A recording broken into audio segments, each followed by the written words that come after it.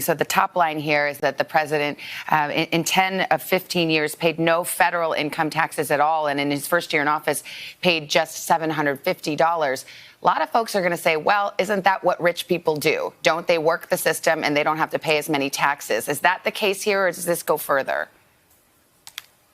Well, Savannah, you're exactly right. We know that in our complicated tax system, the wealthiest individuals and businesses do know how to work the system.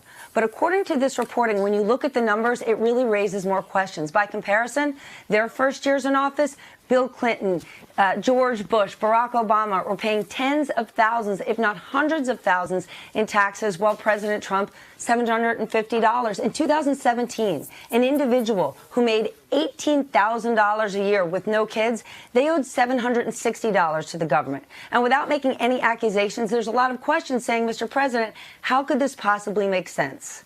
Well, and the Times also points out that for business people who make something around the same salary, they paid a low tax rate, but not as low as nothing. Absolutely. And you have to start to look at what exactly are you writing off? We know that people write off all things that they're legally allowed.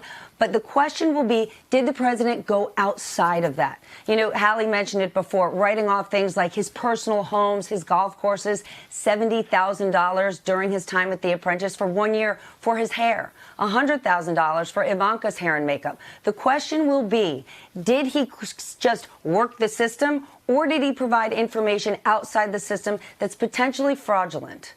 A lot of people were attracted initially to Trump because he was portrayed on The Apprentice as a businessman. He came across, he sold himself as a businessman. Do the tax returns shed any light on whether or not that claim is true?